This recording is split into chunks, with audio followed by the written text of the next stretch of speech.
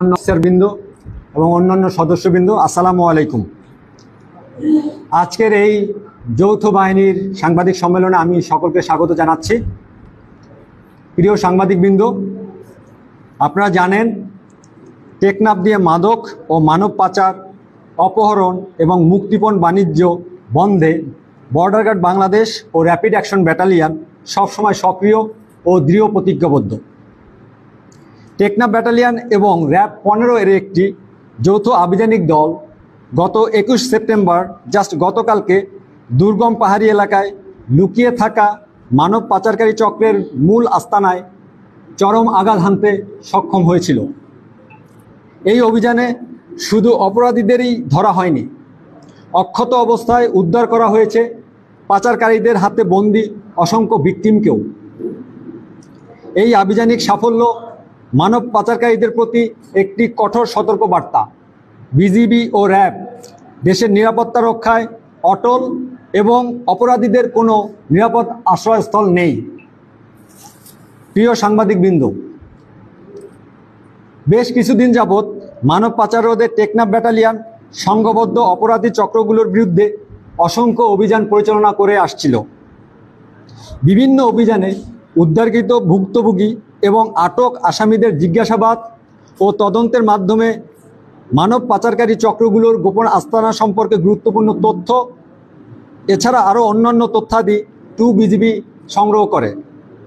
সর্বশেষ গত 20 সেপ্টেম্বর 2025 তারিখে প্রাপ্ত গোপন সংবাদের ভিত্তিতে জানা যায় যে বাহারছড়া কচ্ছবিয়া এলাকার গহীন পাহাড়ে একটি মানব পাচারকারী চক্র মালয়েশিয়া কিংবা থাইল্যান্ডে নেয়ার প্রলোভন দেখিয়ে কয়েকজন ভুক্তভোগীকে আটকে রেখেছে।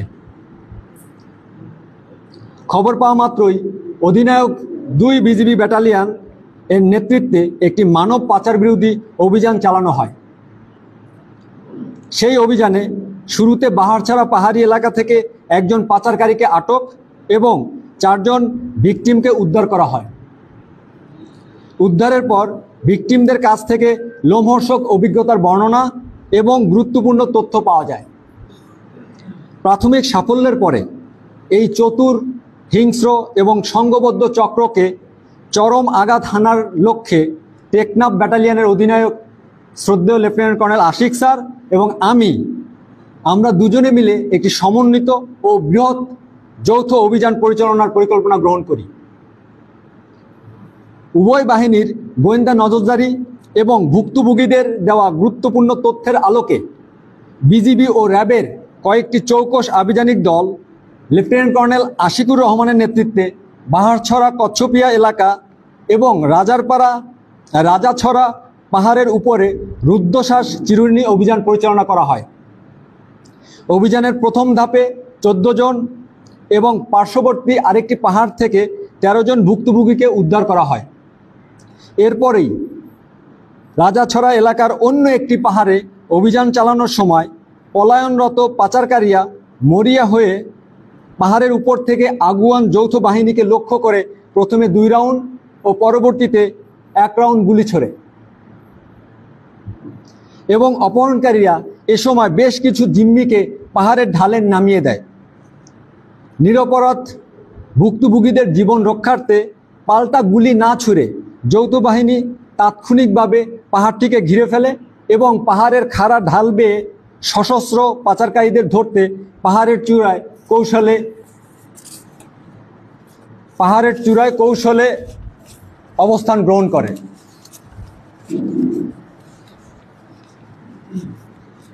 বিজিবি ও র্যাব সদস্যদের সাহসিকতা ও অক্লান্ত প্রচেষ্টায় প্রায় 72 ঘন্টার দুঃসাহসিক অভিযান শেষে 2 জন পাচারকারীকে আটক এবং ঘটনাস্থল থেকে একটি 1 শুটার গান, একটি 1 নলা বন্দুক এবং আরও একটি বিদেশি পিস্তল উদ্ধার করতে সক্ষম হয়। এছাড়াও 2টি দেশীয় রামদা ও একটি চাকু উদ্ধার করা হয়। এরই সাথে সাথে 3টি অস্ত্রের চেম্বার থেকে 3 রাউন্ড তাজা গুলি উদ্ধার করা হয়।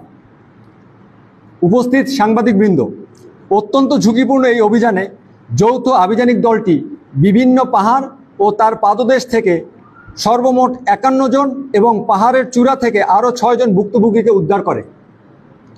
একই দিন আমাদের বিজিবির দমদমিয়া বিওপির দায়িত্বপূর্ণ বড়ইতলী এলাকা থেকে আরও 4 জনকে উদ্ধার করা হয়।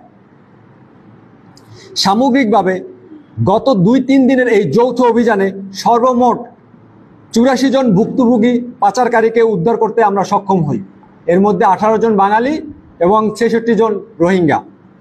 বর্তমানে এই অভিযানে গ্রেপ্তারকৃত 3 জন আসামির বিরুদ্ধে প্রচলিত আইনে স্থানীয় থানায় মামলা দায়ের করা হচ্ছে এবং তাদের হস্তান্তরের প্রক্রিয়া চলমান।